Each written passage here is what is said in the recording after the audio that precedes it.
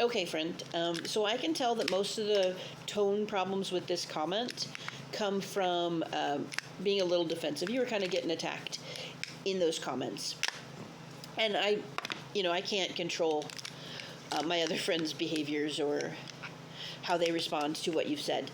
But I can respond to what you're saying here.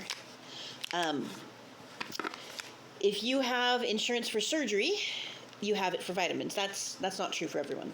A lot of, like Blue Cross Blue Shield, things like that, may not have coverage for vitamins.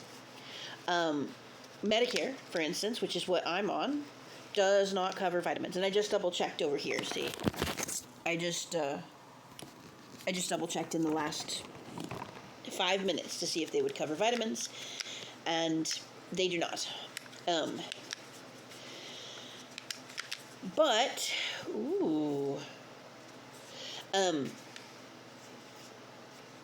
Medicaid also will cover the surgery.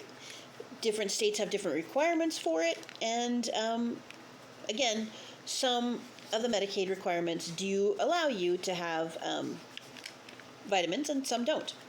And I do remember some people fighting for their life in the comments of those support groups that I was in. Very much complaining about the fact that they were not able to get any vitamins that they could actually stomach on their insurance. And I mean, that's just the way things are.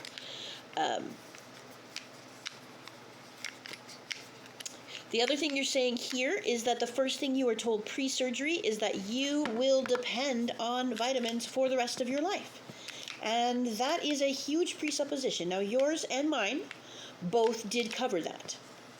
But in my support group that I had online, there were a large number of people, a not insignificant number of people, that were not aware of that. They had gone through the whole process, gotten their surgery, and were not aware that they were going to have a lifelong dependence on vitamins. And then there was another large group of people who thought that a Centrum Women's was going to be more than sufficient. And there was even some people arguing that a prenatal vitamin was going to be more than sufficient because they thought that the prenatal vitamin had more vitamins than a Centrum Women's, and that's just not true. It has folic acid, but everything else, it actually has a lower number of international units of vitamins.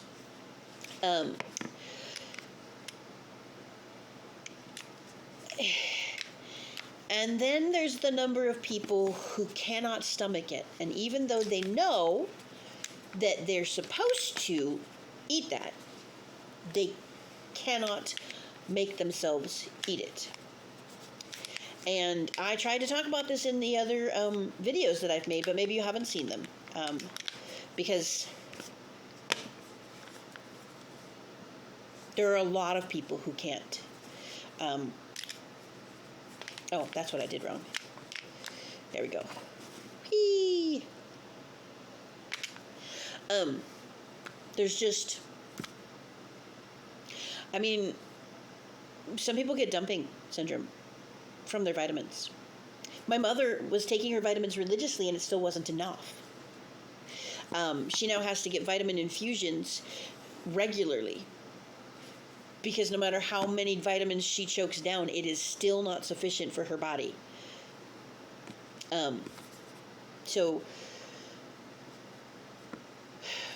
yeah, I would say that you have been in a very privileged situation. If your insurance will cover vitamins, and they're vitamins that you can stomach, and your bariatric surgery program covered all the bases and made sure that you guys all knew how much vitamins you were going to need to take.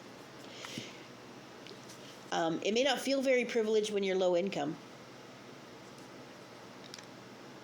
Yeah, nothing feels privileged when you're low income, does it? But you have had something that other people don't have. And attacking someone else's dad or uncle because he didn't get all the right things, that's also not the appropriate time to talk about that.